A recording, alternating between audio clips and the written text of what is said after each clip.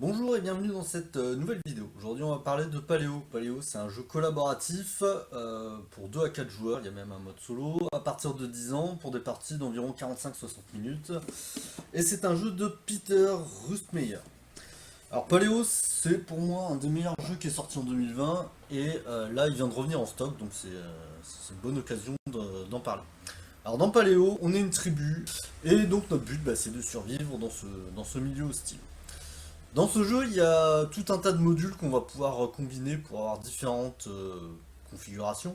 Donc là, là j'ai fait une mise en place pour le premier niveau. Donc notre but, c'est aller chasser des mammouths et récupérer de la viande pour nourrir notre tribu.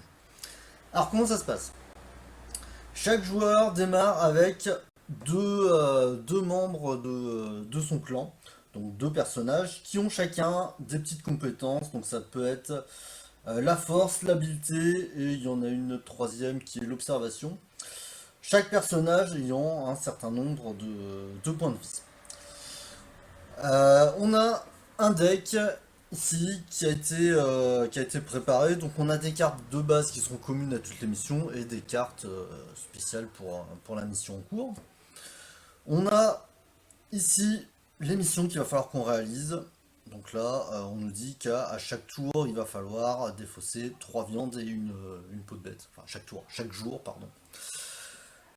Sur ce plateau ici, on va retrouver des cartes spécifiques à chaque mission qu'il faudra aller chercher quand on nous dit d'aller les chercher. Donc pour l'instant, il n'y a pas besoin de les regarder.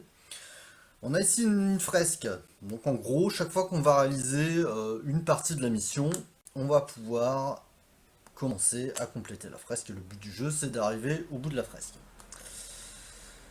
À chaque jour, il faudra qu'on nourrisse nos personnages. Donc si moi j'ai deux personnes dans ma tribu et que l'autre joueur a aussi deux personnes, ça fera 4 viandes à défausser, plus ici ce qui nous est demandé sur cette carte-là. Si jamais on n'y arrive pas, on va placer sur cette piste-là un crâne par personne qui n'a pas été nourrie ou par mission qui n'a pas été réalisée. Si on complète les 5 crânes, on a perdu la partie. Donc ça peut aller vite, il faut faire attention. On a ici 3 paquets de cartes différents. Donc là, ça c'est des nouveaux membres de notre tribu. Donc si on nous demande d'aller chercher des nouveaux membres, eh bien c'est ici que ça se passe.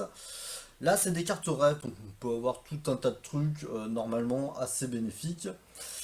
Et là, ce sont des cartes idées, puisqu'on va pouvoir faire des nouvelles inventions, sachant que de base, on a le feu, qui peut nous donner une capacité d'observation supplémentaire, le silex, qui va nous donner un petit peu plus d'habileté, et la lance, qui va nous donner de la force en plus. Donc comme je le disais, on a préparé ce deck ici, on le répartit entre tous les joueurs, et donc on va tirer nos 3 premières cartes. Alors, déjà, nos cartes, on va regarder que le verso pour l'instant. Donc là, sur les 3 premières que j'ai tirées, on a la forêt, la montagne, la rivière.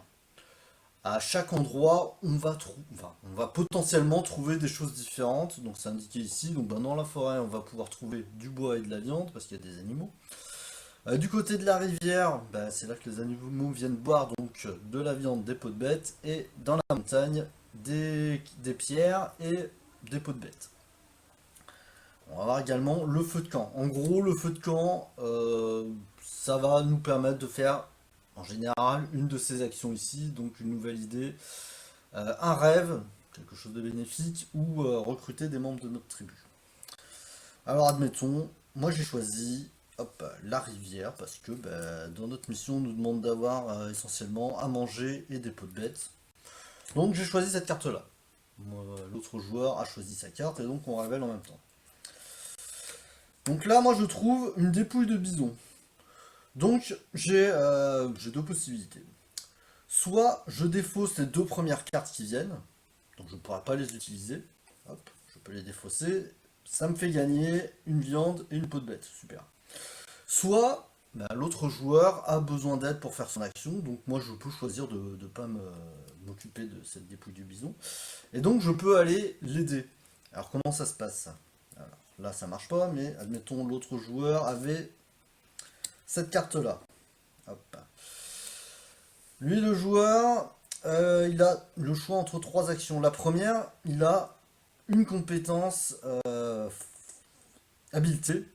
Il faut qu'il défausse deux cartes, il pourra récupérer trois bois. Ou alors, pas besoin de compétence habileté, il défausse une seule carte, il récupère un bois.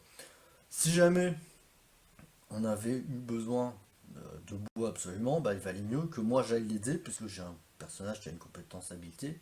Si l'autre joueur n'avait pas de personnage avec cette compétence, bah, j'allais l'aider et du coup on récupérait trois bois et c'était bien pour ce qu'on voulait faire.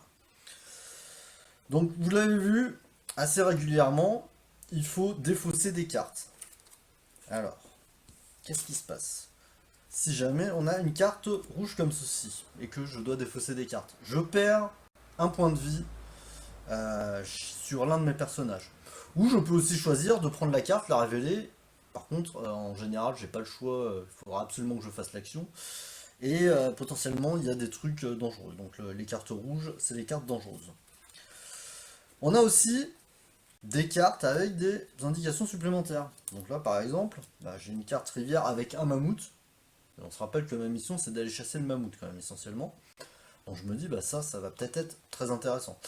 Et une carte montagne, ici, avec un tipi, une hutte, une tente, peu importe comment on appelle ça. Euh, Pareil, peut-être que ça va m'intéresser. Attention, si je choisis le mammouth, on est en début de partie, je sais pas sur quoi je vais tomber. Est-ce que je vais tomber sur un bébé mammouth qui est seul hors du troupeau? Est-ce que je vais tomber sur un vieux mammouth qui est blessé et qui va être agressif?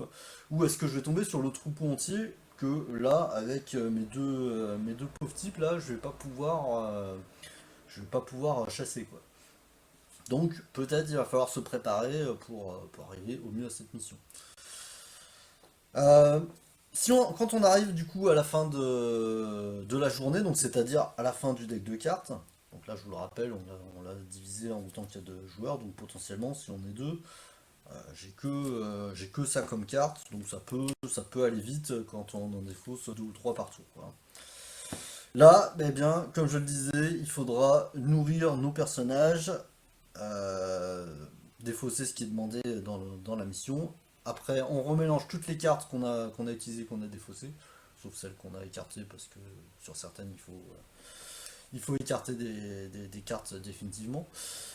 Et on repart pour une nouvelle journée, jusqu'à temps qu'on ait soit réussi la mission, soit perdu la partie. Voilà, j'espère que ça vous a donné envie de jouer. Il y a des missions vraiment très variées. Les premières sont assez faciles, mais assez vite on rentre dans le vif du sujet. Donc même si on est un habitué des jeux coopératifs, on va trouver un petit peu de challenge quand même. C'est vraiment, comme je le disais, un des meilleurs jeux de 2020. Du coup, je vous dis à bientôt, salut, et on se retrouve pour une prochaine vidéo.